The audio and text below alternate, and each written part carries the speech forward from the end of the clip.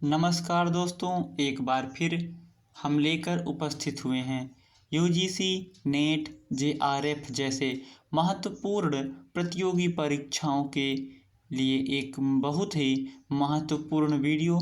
कृपया लास्ट तक बने रहें और अगर यह वीडियो हमारी अच्छी लगी तो हमारे चैनल को सब्सक्राइब करिएगा और हमारे वीडियो को लाइक और शेयर ज़रूर करिएगा। तो दोस्तों, आज हम पढ़ने वाले हैं ऋग्वेद संहिता। ऋग्वेद संहिता क्या है, तो थोड़ा सा हम इसके बारे में जान लें। तो ऋग का अर्थ स्तुति परक मंत्र है। ऋच्यते स्तूयते अनया इति ऋग। जिन मंत्रों के द्वारा देवों की स्तुति की जाती है उन्हें ऋग कहा जाता है। ऋग, ऋच, ऋचा कहते हैं। ऋग्वेद में विभिन्न देवी देवताओं की स्तुति वाले मंत्र हैं, अतः इसे ऋग्वेद कहते हैं। ऋग्वेद में ब्रह्म प्राप्ति, वाक तत्व या शब्द ब्रह्म की प्राप्ति, प्राण या तेजस्विता की प्राप्ति, अमरत्व के साधन तथा ब्रह्मचर्य के द्वारा ओजस्विता आदि का वर्णन है। तो दोस्तों, पहले हम जानते हैं ऋग्वेद संहिता के आचार्य कौन हैं और इसके देवता कौन से हैं, इसका ऋत्विक कौन सा है और इसके उपवेद कौन से हैं। तो इसके आचार्य हैं पैल मुनि। हाँ दोस्तों, ऋग्वेद संहिता के जो आचार्य हैं कौन हैं? पैल मुनि। और इसके देवता अग्नि हैं और इसके जो ऋत्विक हैं वो होता हैं और होता को ही हम ऋत्विक कहते हैं। इसको होत्री कहा जाता है, उसे हम ऋत्विक होत्री कहते हैं। उपवेद इसका कौन सा है? ऋग्वेद का उपवेद कौन सा है? तो ऋग्वेद का उपवेद आयुर्वेद है। कौन सा? आयुर्वेद। शाखा कौन सी है इसकी? तो इसकी शाखा जो है शाकल और बाष्कल है। शाकल और बाष्कल। इसका जो ब्राह्मण है वो ऐतरेय, सांख्यायन, कौशितकी इसके ब्राह्मण हैं। और इसके आरण्यक ऐतरेय, सांख्यायन इसके आरण्यक है और उपनिषद भी ऐतरेय, कौशितकी, सांख्यायन है। दोस्तों, अगर आप ब्राह्मण या आरण्यक, उपनिषद इन तीनों में से अगर आप किसी एक को भी अगर आप याद कर लेते हैं, जैसे आरण्यक कौन सा है? ऐतरेय, सांख्यायन। ब्राह्मण कौन सा है? ऐतरेय, सांख्यायन, कौशितकी। और उपनिषद कौन सा है? तो ऐतरेय, कौशितकी, सांख्यायन। तो आपको इन तीनों प्रश्नों का उत्तर एक ही है, तो आपको एक ही उत्तर याद करना है, या तो ब्राह्मण का, या तो आरण्यक, या उपनिषद। और अगर हो सके तो आप तीनों भी याद कर सकते हैं। अगर हम इसके शौत सूत्र के बारे में बात करें तो इसका जो शौत सूत्र है वह आश्वलायन है, सांख्यायन है। और गृह सूत्र क्या है? तो इसका जो गृह सूत्र है आश्वलायन, सांख्यायन, कौशितकी। और इसका धर्म सूत्र वशिष्ठ धर्म सूत्र है। दोस्तों, इसका जो शिक्षा ग्रंथ है वह पाणिनीय शिक्षा, स्वरांकुशा, षोडशलोकी, शैरसीरीय, आपिशली शिक्षा जैसे शिक्षा ग्रंथ मौजूद हैं।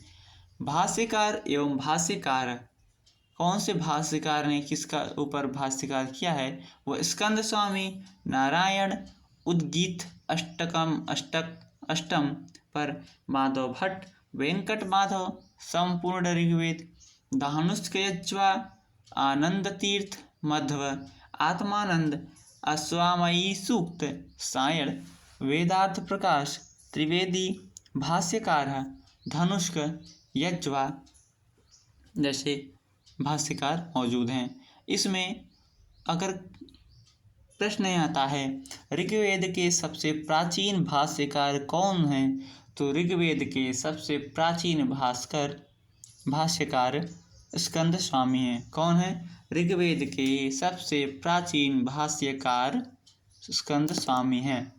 तो दोस्तों, हम अब बात करते हैं यजुर्वेद संहिता की। यजुर्वेद संहिता क्या है?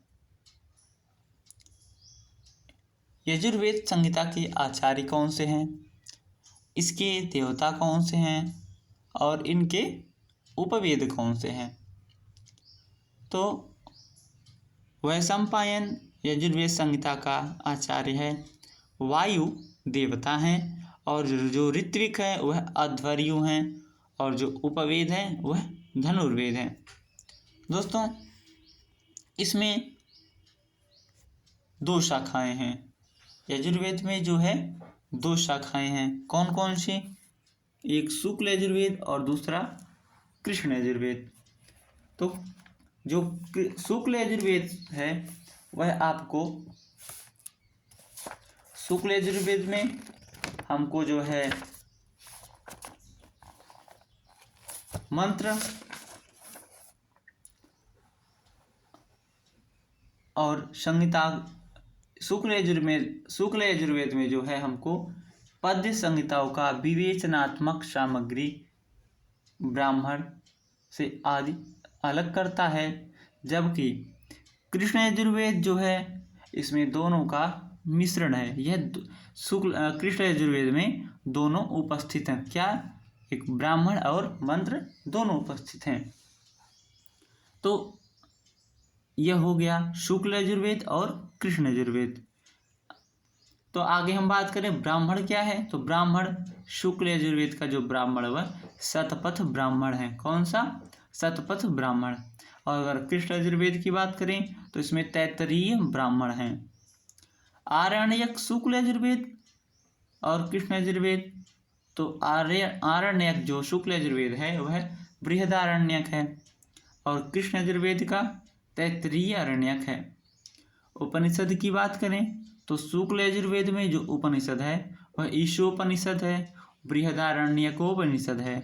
और वहीं अगर हम कृष्ण यजुर्वेद की बात करें तो वह तैत्तरीय, कठ, श्वेताश्वतर, मैत्रायणी, महानारायण जैसे उपनिषद विद्यमान हैं। श्रौतसूत्र की बात करें तो शुक्ल यजुर्वेद में कात्यायन श्रौतसूत्र है। अगर वहीं हम कृष्ण यजुर्वेद की बात करें तो बौधायन, बाधुल, मानक, भारद्वाज, आपस्तंभ, काठक, सात्याषाढ़, वैखानस, हिरण्यकेशी, वाराह, शौतसूत्र जैसे शौतसूत्र मौजूद हैं। गृहसूत्र में शुक्ल यजुर्वेद में केवल पारस्कर गृहसूत्र है, और वहीं कृष्ण यजुर्वेद में बौधायन, मानव, भारद्वाज, आपस्तंभ, काठक, अग्निवेश्य, हिरण्यकेशी, वाराह, वैखानस जैसे गृहसूत्र मौजूद हैं। दोस्तों धर्मसूत्र के बारे में जाने तो वह बौधायन, वैखानस, आपस्तंभ, विष्णु, हारित, हिरण्यकेशी, शंख जैसे धर्मसूत्र मौजूद हैं। अगर हम वही शिक्षा ग्रंथ के बारे में बात करें शुक्ल यजुर्वेद में तो वह है याज्ञवल्क्य शिक्षा, वशिष्ठी शिक्षा, कात्यायनी शिक्षा, माध्यन्दिनी शिक्षा। अगर हम वहीं कृष्ण यजुर्वेद के बारे में बात करें इसमें कौन सी शिक्षा है तो इसमें है भारद्वाज शिक्षा, व्यास शिक्षा, शंभु शिक्षा, कौहलीय, सर्वसम्मत, आरण्य, सिद्धांत। इसमें जो है 6 शिक्षा मौजूद है। अब इसमें भाष्यकार एवं भाष्यकार के बारे में जान लेते हैं।